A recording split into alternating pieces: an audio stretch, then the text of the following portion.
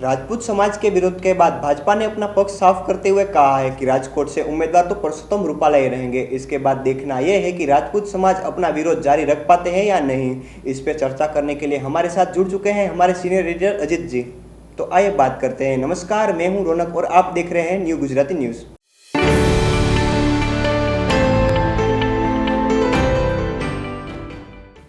Sir, आपको क्या लगता है राजकोट में भाजपा राजपूत समाज की नाराजगी को कितना संभाल पाएगी? राजकोट का जो मामला है वो पूरा अलग है, उसको आप एक झटके में नहीं देख सकते। यह केवल राजपूत समाज की नाराजगी का मसला नहीं है। तमाम नेता बयान देते हैं, उनमें कुछ बयान विवादास्पद हो जाते हैं, लेकिन जब उन पर प्रोटेस्ट होता है तो उसके पीछे एक कोई धड़ा होता है, एक कोई प्लानिंग होती है, एक कोई ऑब्जेक्ट होता है। कोई ऐसा नहीं हुआ कि पुरुषोत्तम रूपाला ने पहली बार कोई कंट्रोवर्शियल स्टेटमेंट दिया जी, ये तो बार बार होता ही जा रहा है। और राजपूत समाज के बाद दलित समाज निकला जी, लेकिन वो सड़क पे नहीं आया, उस आधार पे नहीं आया। क्यों? उसके लिए आपको कारण समझना होगा। यदि बीजेपी का गुजरात में विकास देखें तो उसमें पटेल के बाद एक दूसरी जो सबसे बड़ी कम्युनिटी थी जो खुल के साथ आई थी वो राजपूत कम्युनिटी थी जी। शंकर सिंह वाघेला हो, राजेंद्र सिंह झाड़ा हो, आई के जाडेजा हो, भूपेंद्र सिंह चुड़ासमा हो, ऐसे तमाम नाम थे। गुजरात की पॉलिटिक्स में लगभग 8% राजपूत है जी। लेकिन ये जो गुजरात के 8% की संख्या है, ये केवल संख्या नहीं है, आर्थिक, सामाजिक और शैक्षणिक तौर से संपन्न समाज है। इसलिए ये समाज के दूसरे तबके को अपनी तरह से नियंत्रित करता है। लेकिन पिछले कुछ समय में आप देखें तो राजपूत समाज भाजपा के अंदर और कांग्रेस में, शक्ति सिंह को छोड़िए, जो एक उनका स्पेस था, जो उनका रिप्रेजेंटेशन था, जो उनका कद था, वो नहीं। कहने को बलवंत सिंह गुजरात सरकार में मंत्री है, लेकिन बलवंत सिंह का गुजरात की पॉलिटिक्स में स्पेस कितना बड़ा है। बलवंत सिंह शंकर सिंह तो नहीं बन पाए जी। तो राजपूत समाज पिछले लंबे समय से अपने लिए एक जगह ढूंढ रहा था और पुरुषोत्तम रूपाला के एक बयान ने उनको वो जगह दी। तो जो बड़ा सवाल है कि नाराजगी कितना। राजपूत कम्युनिटी ट्रेडिशनली बीजेपी का वोटर है जी, और जो प्रोटेस्ट होगा वो सिंबॉलिक ज्यादा है, मास बेस कम है जी। अभी तक कहीं ऐसा नहीं हुआ कि 10-5 हजार लोग सड़क पे आए नहीं, और जो लोग आए हैं, करणी सेना, दूसरे राजपूत संगठन, उनका इतना व्यापक प्रभाव है। गुजरात में करणी सेना राजस्थान की तरह शक्तिशाली नहीं। शेखावत जी जो करणी सेना के प्रमुख हैं, उन्होंने इस्तीफा दिया, लेकिन शेखावत जी का बीजेपी में क्या था? हर चुनाव में वो चिट्ठी लिखते हैं कि 5 टिकट राजपूतों को तो एक भी नहीं मिलती कॉर्पोरेशन में भी। तो वो सिंबॉलिक आइडेंटिटी ज्यादा है। इस अपोज का कोई भी मास इफेक्ट अभी तक दिखा नहीं। और वैसे भी राजकोट आप देखें तो 2019 का लोकसभा चुनाव बीजेपी 3.5 लाख से ज्यादा वोटों से जीती है। बीजेपी के लिए सबसे सिक्योर सीटों में से एक वो जी राजकोट। कांग्रेस तो अभी तक वहां कैंडिडेट भी नहीं ढूंढ पाई है जी। तो वो चुनाव के परिणाम में कोई असर पड़ेगा, इस बात की संभावना नहीं है। तो एक जो सबसे बड़ा सवाल है वो ये है कि आप इसको नजदीक से देखिए तो दो चीजें एक साथ हुई। एक, पुरुषोत्तम रूपाला और मनसुख मांडविया दोनों को उनकी होम डिस्ट्रिक्ट से नहीं लड़ाया गया। जी, वो बहुत बड़ी बात है कि लोग भी उसको विरोध कर रहे हैं। दूसरा सवाल जो है, ये बयान आया जब जी, गुजरात का अपना भाजपा का काम करने का एक तरीका है, सबकी कुंडली उनके पास होती है।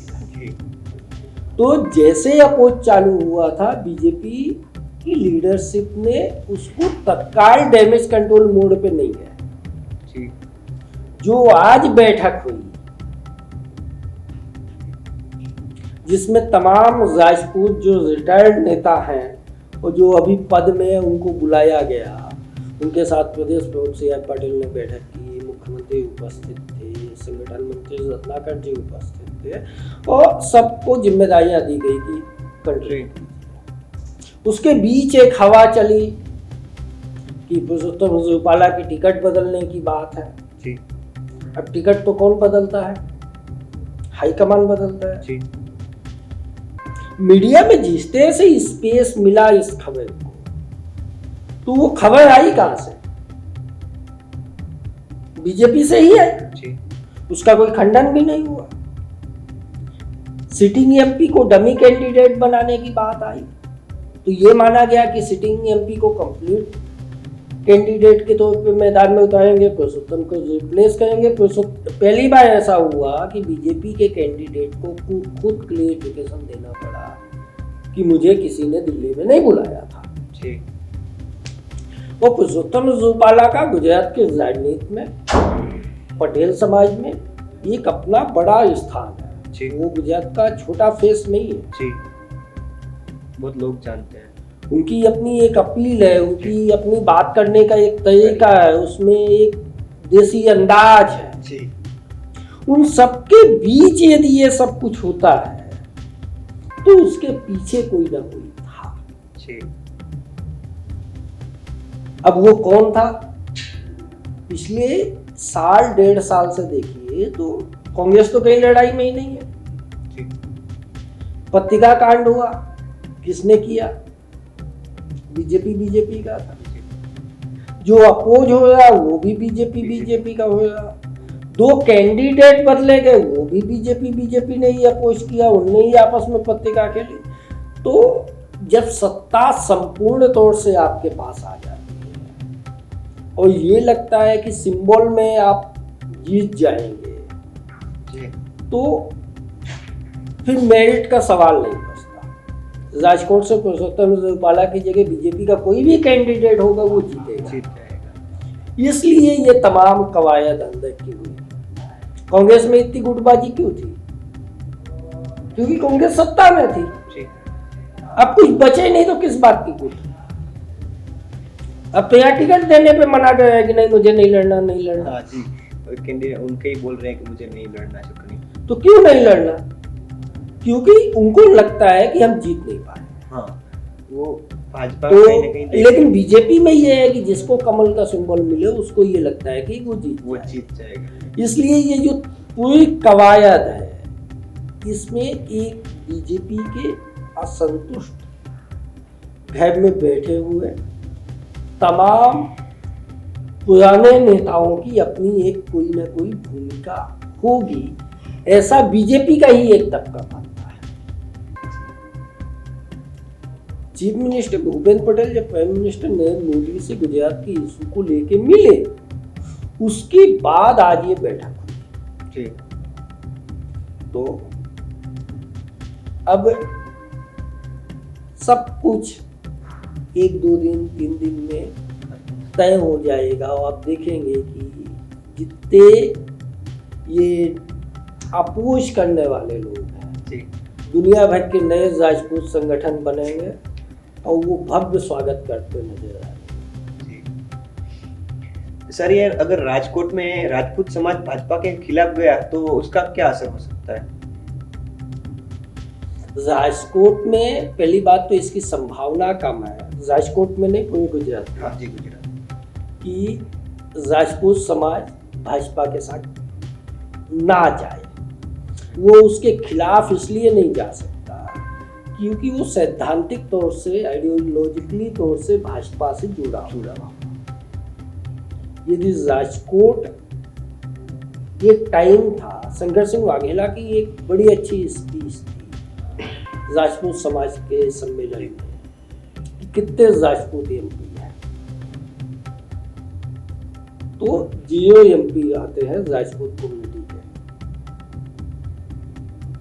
उसके बाद भी वो समाज बीजेपी के साथ है। और पाटीदार आंदोलन हुआ था 2017 में, तमाम कवायद के बाद आज पाटीदार समाज वापस बीजेपी के साथ है जी, जुड़ गया। ओबीसी आंदोलन हुआ था, 2017 के रिजल्ट बताते हैं, 2022 के रिजल्ट बताते हैं कि ओबीसी समाज कहाँ है, भाजपा के साथ। दलित आंदोलन हुआ, दलित आंदोलन, दलित रिजर्व जो सीटें हैं विधानसभा में, वो देखिए तो सबकी सब बीजेपी के पास है, सिवाय एक को छोड़ के उमड़गा। तो जो एक बड़ा सवाल है वो ये है कि कोई भी आंदोलन उस प्रभाव में जाए कि उससे नेता निकले और वो टिका रहे।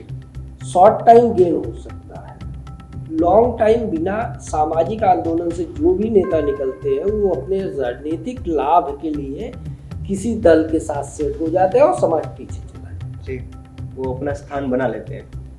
तो ये राजपूत समाज में अधिक से अधिक ये होगा कि किसी को गोल्ड निगम मिल जाएगा, किसी को कमिटमेंट मिल जाएगा कि अगली बार राजकोट कॉर्पोरेशन की टिकट आपको मिल जाएगी। इससे बड़ा कोई आंदोलन का असर मुझे कम से कम नहीं दिखता। सर, ये पुरुषोत्तम रूपाला के खिलाफ कोई साजिश तो नहीं लग रही? साजिश लंबा शब्द है, वजनी शब्द है, लेकिन पुरुषोत्तम रूपाला के राजकोट जाने से जो राजकोट की लोकल लीडरशिप थी, जो सिटिंग एमपी थे, उनको कहीं ना कहीं पसंद नहीं। राजकोट विजय रूपाणी का भी शहर है, राजकोट वजूभाई वाला का भी है, और राजकोट में एक जो बड़ा आधार है, एक कोली कम्युनिटी है। सिटिंग एमपी जो थे उनका और जो गुजरात से गए में कैबिनेट में दिए हैं कुंवर जी भाई का, उनका दोनों का संबंध अच्छा नहीं था। तो तमाम चीजें थी। राजकोट टेक्निकली राजपूत सीट ही नहीं है।